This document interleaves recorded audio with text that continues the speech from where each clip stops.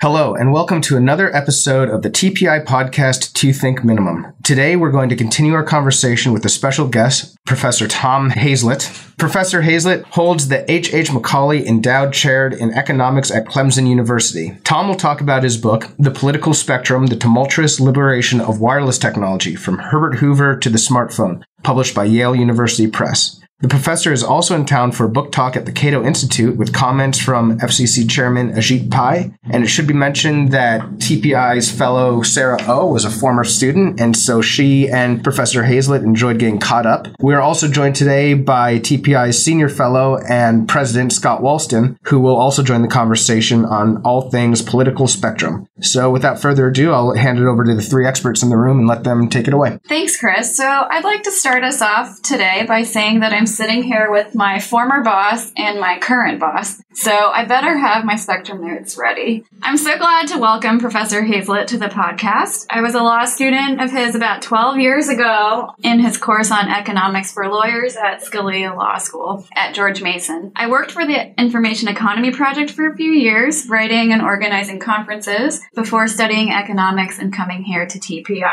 And I wouldn't be an economist without Professor Hazlett's influence. Now, on to the show.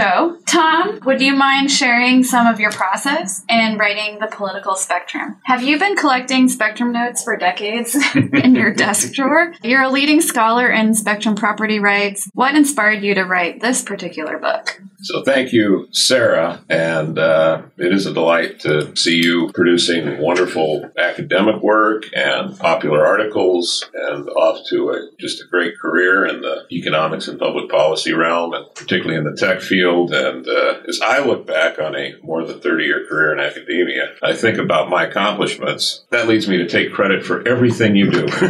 It's wonderful to see your trajectory, and I'm sure we haven't seen it hit the apex yet. The process is interesting. People ask me, how long have you been writing this book? And my standard answer is that I have been writing the book since I was 5. There is a long time of research. Sometimes it seems to go faster than you might expect. And you look back and all of a sudden, you've got some decades of research that really do need to put together into a story. And there's a great story about how the U.S. and other countries regulate and allocate radio spectrum. And the wireless sector, which is of great importance to the economy today and of increasing importance to all of society, has very little understanding, general understanding, of course, of how the process of regulation works and how the rules to this maybe most valuable natural resource of the 21st century, radio spectrum, are created, defined, and distributed. Being an economist who has looked at this marketplace and looked at the regulatory structures for some time, I thought I really need to write the book. And so,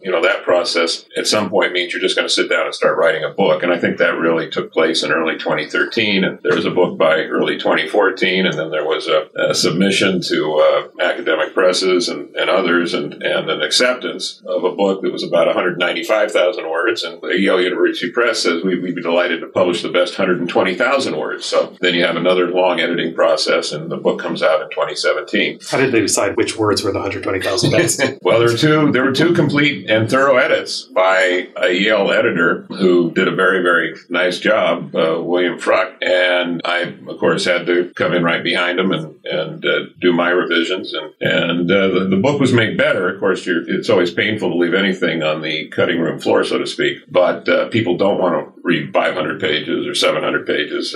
If you can talk them into reading 300 pages, you're lucky. And this has got a lot in the book. There's history, particularly the Federal Communications Commission. There are episodes of regulatory failure and regulatory success, and a comparison. And I'm trying to describe a historical arc and the changing, in fact, the liberation of wireless technology over time. So there's economics in there, there's technology, there's certainly history and political science, or if you will, public choice. So you said you've been writing this book since you were 5, and I mean you can see a lot of your research in here. I can read parts of it and think back to your paper from this time, that time. When you put it all together, did you learn something different than came from any one of your paper? I mean that you hadn't really realized until you put it all together. I don't think there was a single epiphany that I can give you right off the top of my head, but there's no question that writing forces you to think and rethink and understand in a way that you never did before. It's like when they say, if you want to learn something, go teach it. Well, writing is teaching. You're putting, words on paper or on a screen that are going to try to explain something to somebody else. You are teaching them what you think you know. And of course, that forces you to test what you know or you think you know. And of course, I understand things in a different way now. And in fact, in the writing process, if you have lots of articles, and thank you for noticing that there is research that forms the basis of the book, you cannot just take those articles and basically rewrite them and put them together. That's not the way this works. And that's why at some point you have to sit down and say, I'm going to write a book. And you have to start over. You have to write the story yourself because it forces you to relearn your own story and to make it so that it fits. And of course, you have to think about this. And so I think that just in general, the issue that's interesting is how did the liberalization come about? We started in such a captured and conservative fashion in the 1927 Radio Act. It's clear that the interest groups, the incumbent radio broadcasters and policymakers that wanted influence over the content that was broadcast, came together to restrict entry into a market, create rents, and then distribute those rents in a very standard way that we know in economics happens in lots of places. Now, that system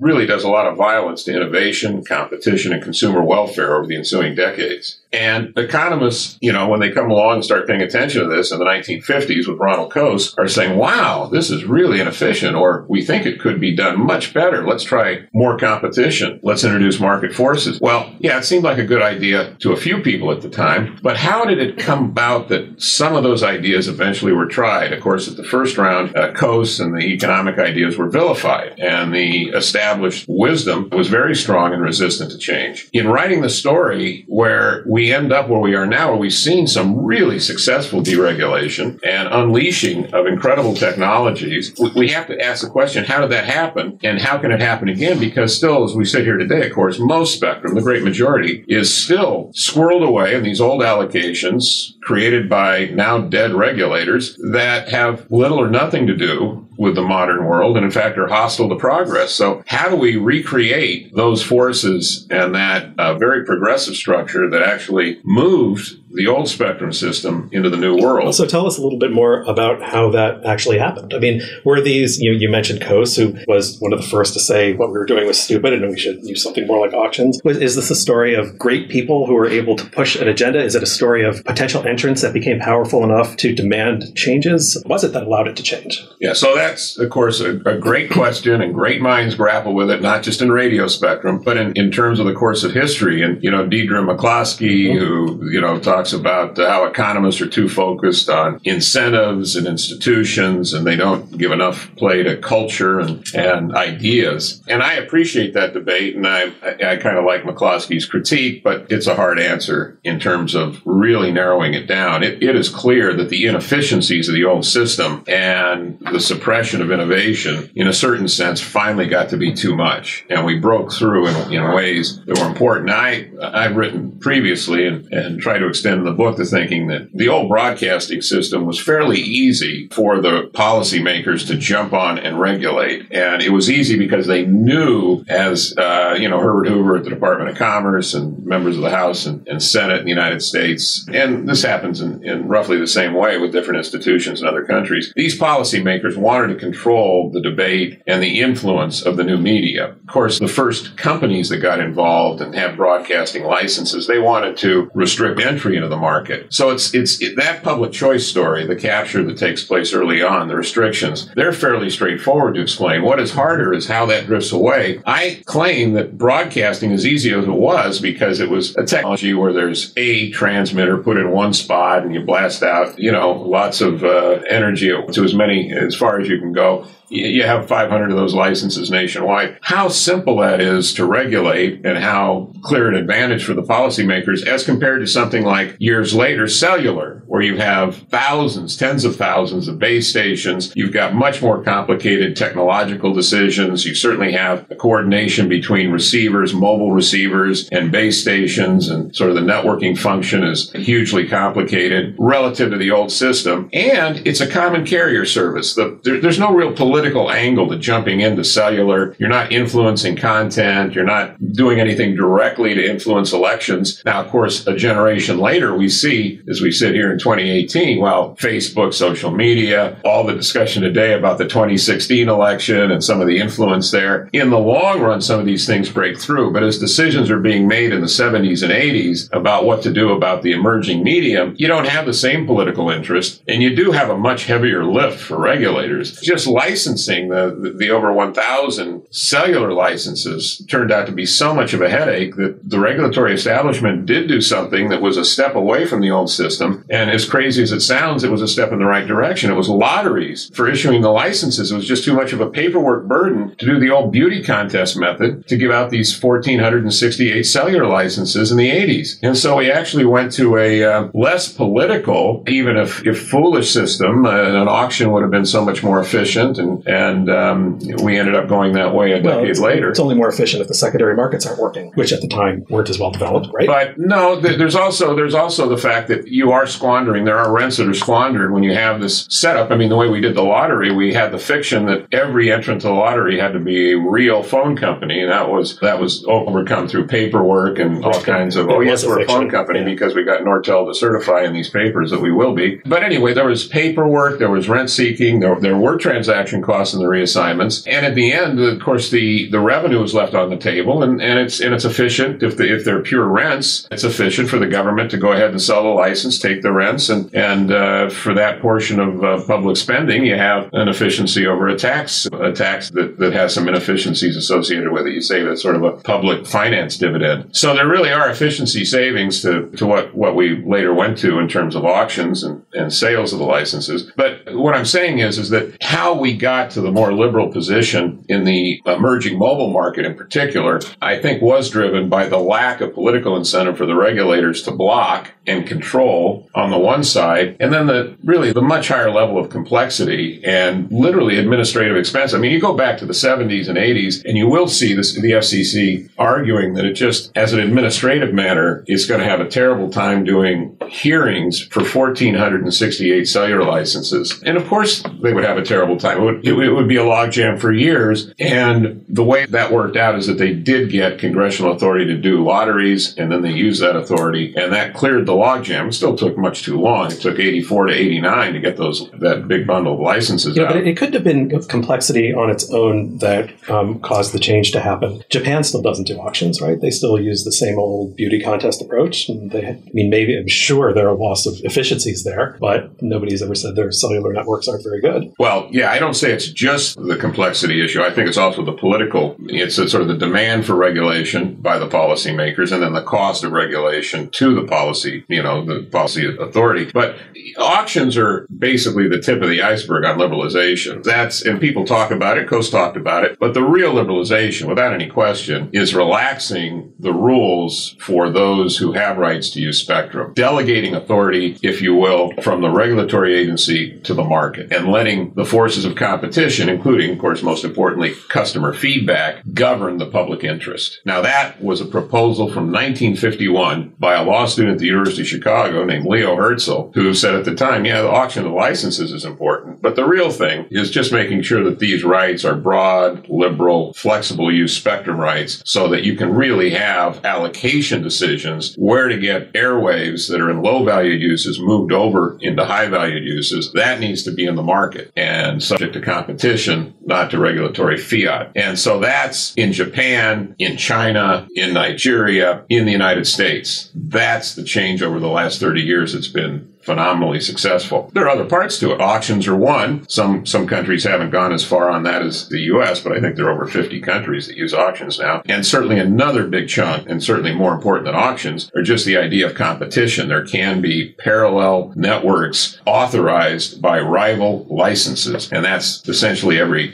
country in the world with the exception of North Korea. So it's sort of four things, right? One is recognizing that it's not a natural monopoly and you should have competing networks. The second is that the licenses need to allow for flexible use. The third is that they should be freely tradable. And then the fourth, auctions are a complement to all of those. So that's a way to start the initial allocation. Absolutely. One of the points of my book is we haven't taken the extra mile to liberalize the actual underlying allocation process. We still use the same old regulatory fiat. You can even call it the beauty contest approach, where regulators make an explicit determination to liberalize. And in some cases they do, and in most cases yet they have not, or they haven't gotten to it. And so that's what we have to speed up. We have to get more spectrum subject to market reallocation. And the way to do that is to figure out ways to loosen up the underlying regulatory system. How far do you think we've gone down that road? I mean, I know it depends how far out the spectrum band you define the relevant band to be, but how far have we gone relative to how far we should go?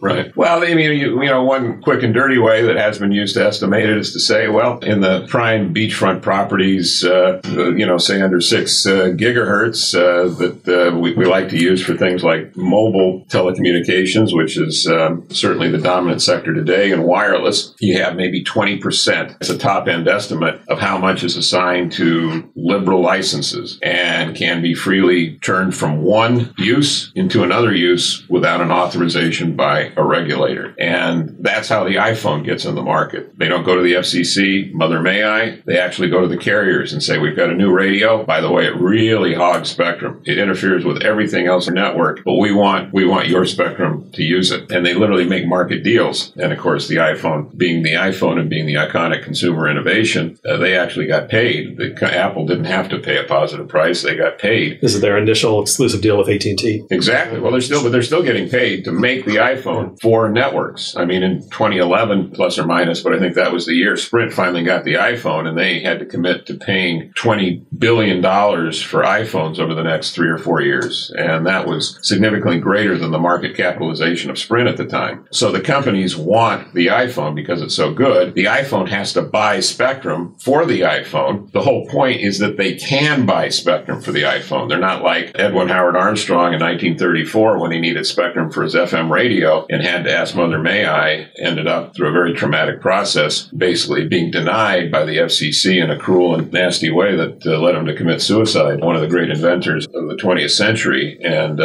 even though his invention finally liberated in the 1960s by the regulators, just totally overtook the AM market because of the superior high-fidelity quality of FM, you couldn't get out to market. Now, with more liberal rules in the mobile space, the carriers compete against each other to make these kinds of interference decisions that are involved with every new application and every new device and every new network use. And that is just a level of complexity that is phenomenal relative to what we were dealing with in the 1920s when it was said, oh, the market couldn't possibly handle this. Only regulators could figure out the coordination between the different broadcasters. It turns out, of course, it's just the opposite. Only the market can figure out how much burden does an iPhone put on a network and how much new investment and how much different technology and how much pricing. That was a point, actually, that comes through that I really liked in the book, that usually the opposition to doing something new with spectrum or allowing a new device or anything like that was always, well, there are a lot of technical problems that make it impossible. And you learned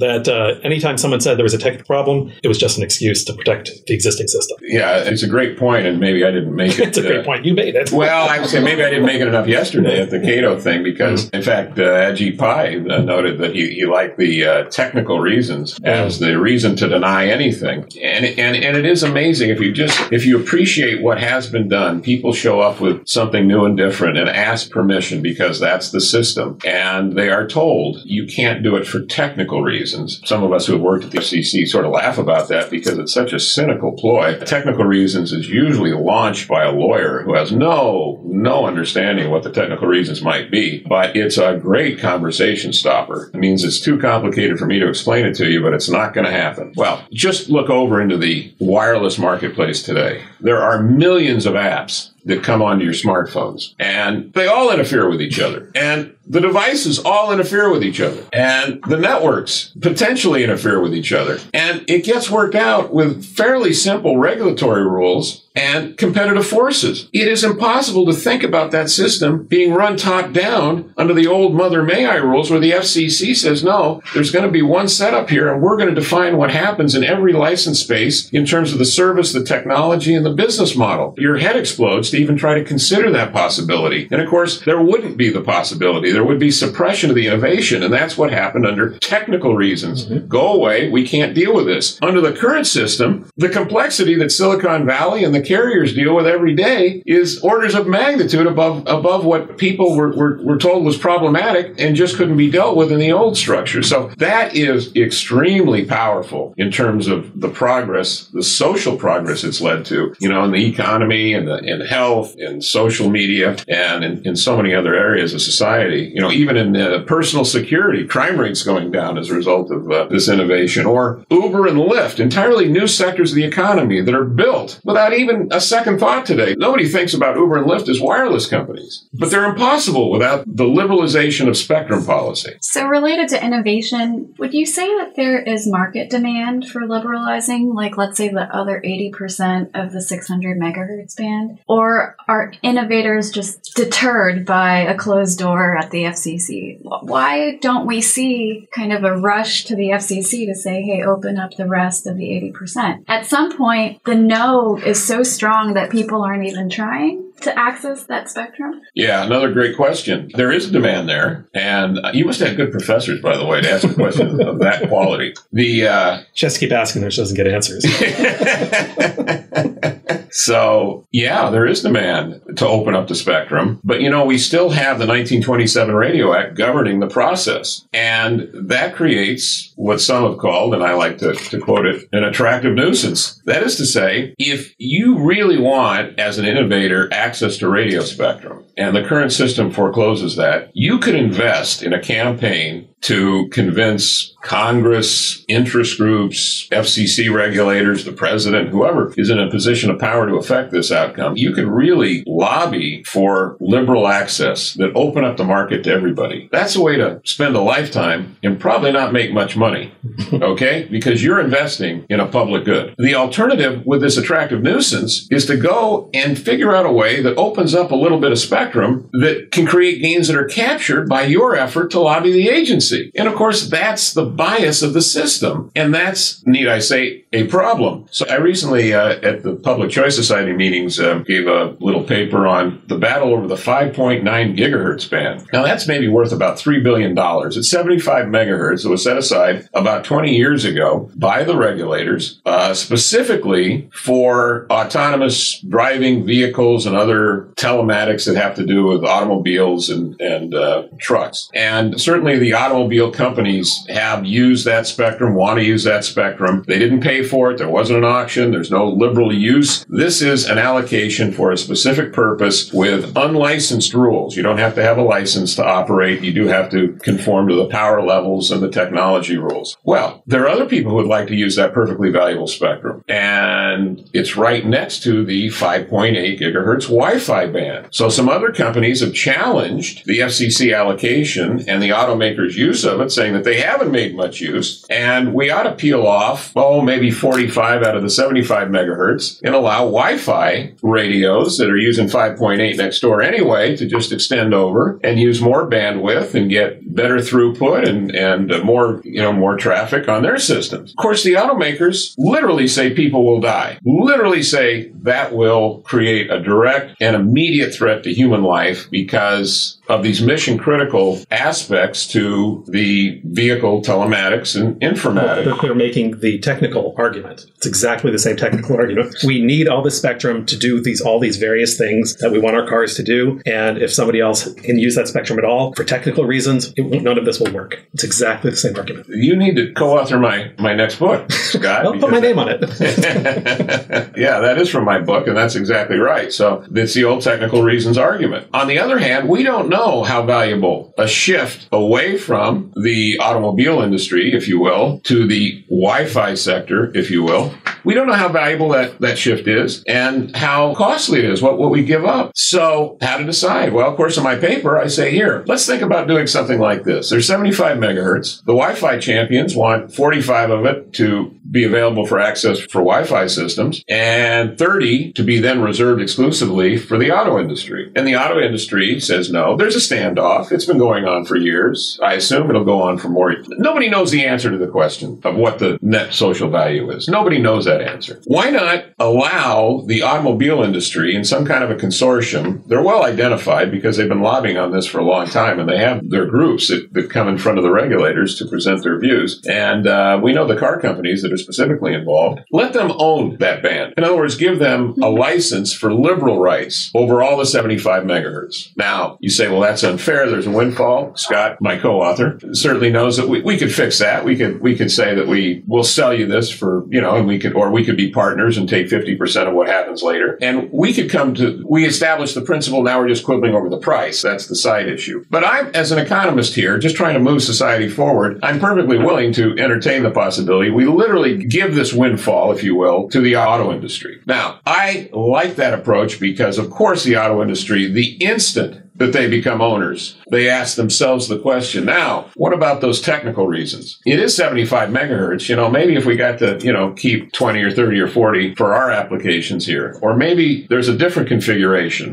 So how much is it worth to us? On the other side of that, you do have companies like Google and Microsoft and Comcast. I've heard that they're well capitalized and might be able to afford some kind of a transaction that opened up that band. And I do want a market test. I want some revelation of demand that involves more than paying an attorney to do a keyword search on flowery language in previous FCC proceedings and use that boilerplate to tell the commission what a good idea a new reallocation is. We know that the process does not reveal much about demand in terms of that legislative and regulatory tussle. But you want to get to an auction where companies have to put up or shut up, skin in the game, so to speak. And in that revelation, you will, I'm pretty certain, come to a much better optimization of that bandwidth, and you can do it much, much quicker. You can open up 5.9 for other socially valuable uses. And by the way, not just Wi-Fi, but whatever else might want to come in. Maybe satellite, maybe some other services, plain old off-the-shelf mobile networks could be in there. You can have lots of mix in that outcome, but you can't get it the way we're doing it now. Tell us about that more broadly, because you have for how many years and decades have been having this argument about overlays with the FCC and others as a, let's say, complement to auctions, a way to do it more, get spectrum back into the market more quickly. And the incentive auction we just had was an example of not doing that. Tell people what overlays are and why you think it's superior to something like the incentive auction. Yeah, I appreciate. Yeah, when you say I've been having an argument with the FCC about it, it sounds so harsh. That's a productive argument, except that they haven't listened. To be honest, they have listened. And let me give you a tidy little example. This is where I take a victory lap. That in the incentive auction, which you were part of the National Broadband Plan in 2009, 2010, and it actually moved in a very important direction. And this is a key pivot in U.S. policy. I certainly talk about it in the book, where the regulator, the FCC, looks at the TV allocation table of 1952 and says, look, to deliver I Love Lucy, okay, but there's too much there now. We need to peel that off. And even though this is a public interest allocation, and we have every legal authority, according to the letter of the law, to just take these licenses and reallocate them, or just change the use and allow the current licensees to do something different. That actually isn't the way the system works. That's what the FCC says. We're going to have to pay the TV stations to sell their licenses back to us. They like Lucy, but they don't love Lucy. Yeah, that's one way to put it. So they'll love the FCC, the broadcasters, if they get to sell the license back. And they'll cooperate. Their cooperation is being bought by the regulator. Now, I don't like to crow about it, but that's what some of us have been saying about the regulatory system for a long time. And I absolutely agree that the FCC was right. They were intelligent and they were realistic in moving society forward to say we need to have a more market-oriented reform process. And that led to this incentive auction, which, as you know, is a two-sided auction. The bidding part took place in 2016, 2017. And on the one side, the reverse auction, TV stations said to the FCC, this is how much we will take in money to go off the air to stop broadcasting. And then on the other side, after the FCC kind of figured out where the stations would move and what spectrum would be available and how to reallocate the available spectrum, newly available, to liberal licenses that could be used for by mobile operators, it held a second, basically standard forward auction where parties lined up and bid to get these licenses could be used for mobile services. And that auction raised $20 billion. T-Mobile was the big winner, $8 billion for about 31 megahertz nationwide spectrum. That's a big chunk. T-Mobile loves it. It's going to make their network much, much better. 4G, 5G, speeds go up, service coverage, all of the above. So now I say that the great thing about that auction was that it did accept the fact there had to be incentives for all parties to cooperate. The poor thing was that it only took about less than a quarter of the TV band and put it out into liberal licenses. The entire TV band has been subsumed by cable, satellite, and now over the top. 3 generations later are we from I Love Lucy over the air terrestrial TV. So we have ways to get video. Ask your teenager, have you watched TV today? And she'll say, yeah, I'm watching Netflix now. And she'll be looking at her Android. Okay, that's the way video comes to people now. There's no way that you can say it's efficient to stop the process whereby consumers are voting to have spectrum used in the 2018 way, not the 1952 way, but only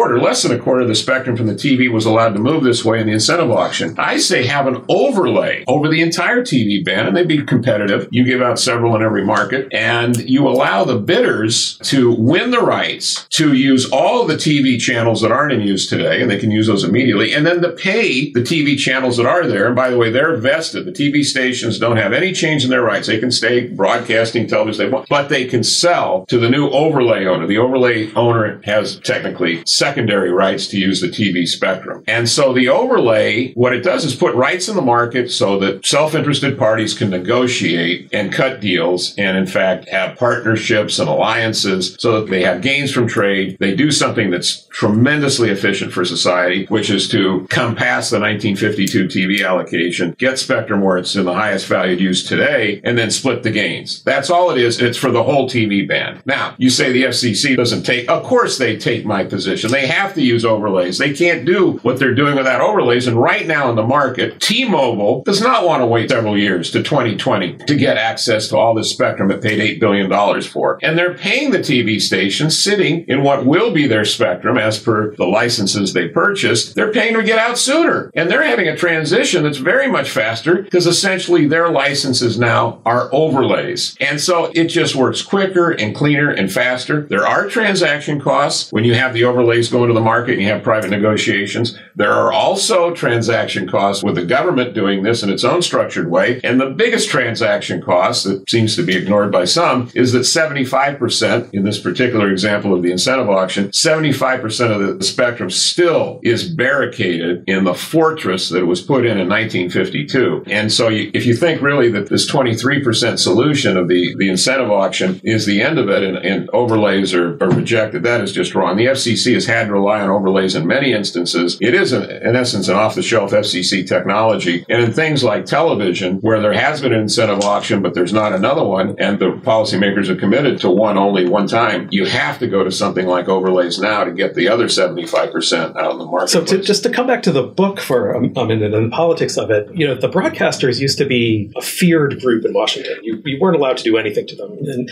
especially to take their spectrum no matter how it was set up. They still have 75% of it, even after the incentive auction. What changed? Was it simply the fact that they didn't need the spectrum as much as they used to? Or was it something else that allowed this incentive auction to take place that wouldn't have been possible a decade ago? Yeah, I think all of the above. I mean, certainly the world has passed over-the-air terrestrial broadcasting by. And of course, broadcasters like Disney that owns ABC, they have very valuable programming, but they certainly do not rely on over-the-air transmissions. I mean, they particularly when they have something valuable like ESPN, it heads right for cable and satellite and web distribution. So what's happened is the market has passed them by. And in fact, the TV stations that have sold their licenses back to the FCC have all the publicly held companies have issued the same language in their public statements. They're bragging how much money they got, hundreds of millions of dollars for their sale, and it's going to help the company. And it says no material impact on revenues. Now, you think about that. We've got still billions, tens of billions of dollars worth left in the spectrum value, and it's no material impact when you take it away from the current allocation and put it into something else. And that's because cable and satellite and over the top are the way they distribute the programs. So are those payments really are a good measure of deadweight loss? The payments? There's no effect on revenues of the asset that they gave back. So they received money for it. Does that reflect the deadweight loss that had been inherent, that had been built into that business model? I mean, that was a result of that business model. I think it's a lower bound because I think it's got to be a lower bound. Yeah, I think it is a portion of that deadweight loss. Yeah, that's I hadn't been thinking about it from that side. So when do you want to co-author? I'm happy just being your muse. Frightening to both of us. That's good.